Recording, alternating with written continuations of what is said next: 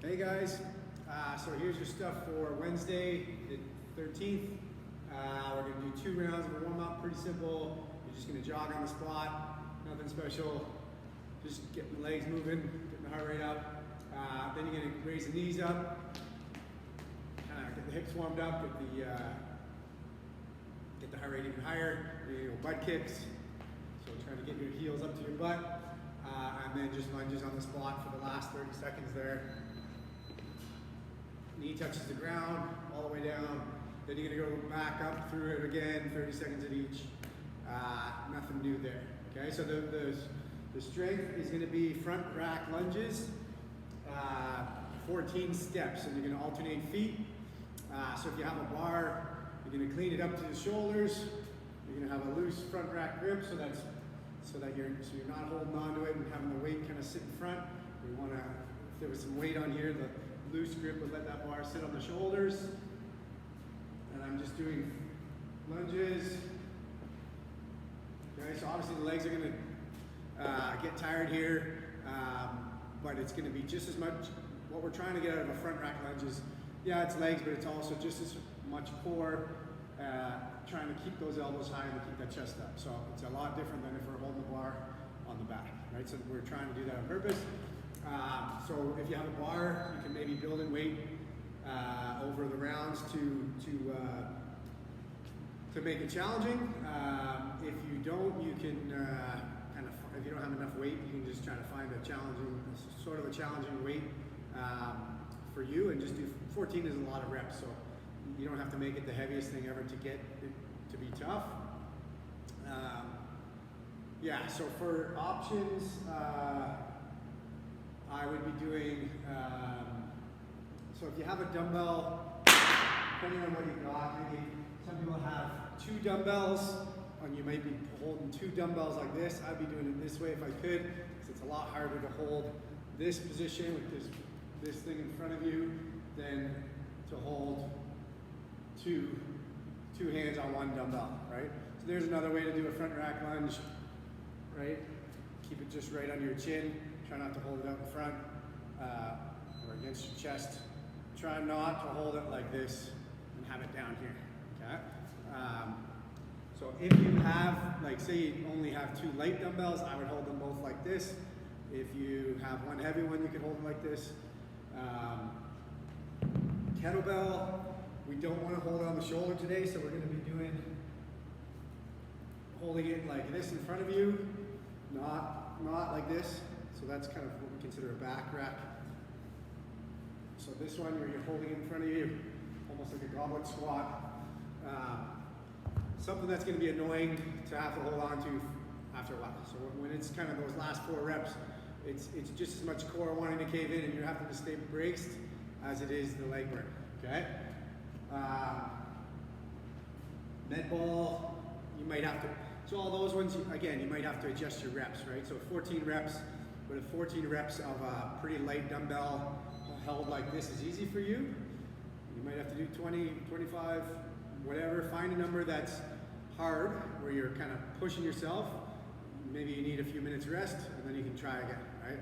But don't just follow those numbers that we have set on the board, and you have a 10-pound dumbbell at home and you're a pretty strong guy. We want to the point of this stuff is to make yourself better, so you have to struggle a little bit, especially in the strength component of the workouts, okay? If you have a plate, you could have the plate, but yeah, it should be, 14 should add up, right? So people that are going to be trying to build up in weight with the bar, it's not going to get as heavy as you first think, right? When you're doing the lunge, just make sure that you're getting keeping your front heel on the ground and you're driving through that front foot. Ooh. So I want to be here and have that heel on the ground, and I don't want to be short stepping this thing and having this heel here coming up, right? I want to be stepping far enough out that that's square down and then returning to where I started, okay? Yeah, okay, so the workout is long today. So we had that sprint style yesterday with the little 3-minute things. Today we're grinding for 25 minutes. So you're going at a different pace. more just trying to keep it going. There's no built-in brakes or anything like that. So you're gonna run to your 200 meter mark, or you know, to your 100 meter mark twice and back, 50 meter mark, whatever, 4 times or whatever. Figure out a way to run 400 meters. Hopefully you have that measured out already. Then you're gonna do 24 pistols. So pistols are one-legged squats. So you're gonna be doing that's 1, switch legs, 2, right? So a lot of people have a hard time with that one. Some people are good on one leg. Some people aren't so good on the other leg. We've been trying to do a few different versions of scaling. One is to stand on something. I don't always like this one because it kind of gets you a good workout, but it doesn't kind of work on your getting better at the movement. You kind of your ankle flexibility doesn't get any better. But if you want to work on, just put your heel on something, so it'll be a little easier, especially if you kind of fallen over on this thing. So put your heel on something, and then it's a lot easier to go down. You don't have to have that good ankle flexibility to be able to get the knee forward. But if you have these other skills, I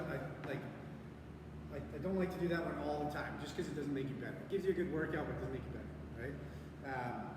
So what we want to do with like say I'm sitting to a ball or a bench, so I want to find something that's challenging.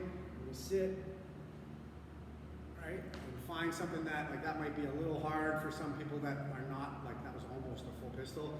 So maybe I got to raise that up. Maybe I'm putting something underneath the ball, or a box, or a step, or a chair that's really low, or a stool or something. If I've got the bench here,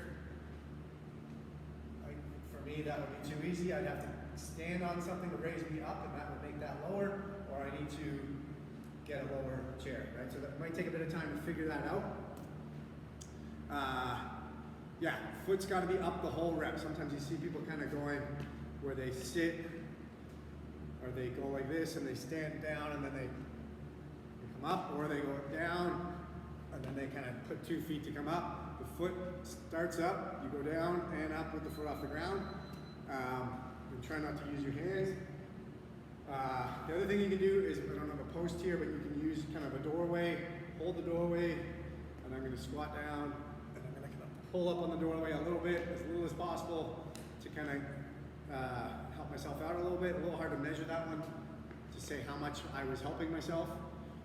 But it's a lot of pistols, right? So it's 24, so you're doing 12 and 12, left and right, alternate, left, right, left, right. So it's going to add up. So you don't need to make them the hardest version. You don't need to be like falling over trying to make them the best ones you've ever done. You can make them kind of a medium difficulty, maybe a little bit harder than that, just to be able to keep going. And then the dumbbell or barbell, hang, clean, and jerk, right? So when we do this one with a dumbbell, it's one arm. You're going to swing between the legs. You're going to get the dumbbell to the shoulder. That's a power clean, and then shoulder overhead is what we're calling a jerk there, right? So we're going to deadlift it up first. You're going to keep your back straight when you hinge over to between the legs. It's almost like the bottom of a kettlebell swing. Keep it close up to the shoulder. I don't want it to swing around too far. So it's close, get my shoulder to come back. And then I'm getting it to go overhead, but I'm going to use my legs to start it. Right? And then, so that's one, right? Bringing it down, I can bring it right down between my legs, or I can go back to the shoulder. So one way is back to the shoulder, and kind of reverse the process. Right? Or I can bypass the shoulder and bring it all the way down between my legs.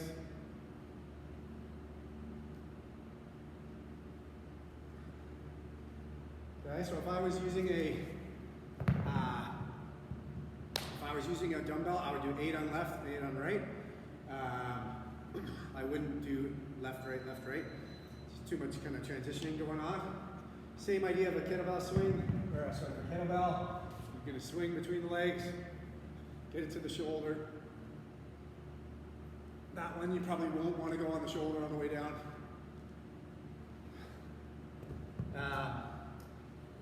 If you got a bar, make sure it's kind of light.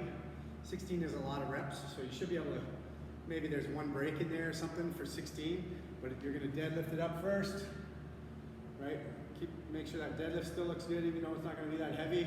You're either gonna do a high hang power clean, and then a jerk, or you're gonna do a hang from the knee power clean, right? Or a push press, but something that I can string a bunch of reps together, right? The annoying part is to hang on for a lot of reps, right? It's kind of like a grip kind of workout. And then, but the good thing is that after that, you don't have to use your arms anymore. Kind of get the legs going. Arms get a bit of a break. Yeah. Okay, so 25 minutes, as many rounds as possible. Yeah, I think if you've got a ball, you're going to be doing that as a. I would be doing that as a hang power clean, jerk.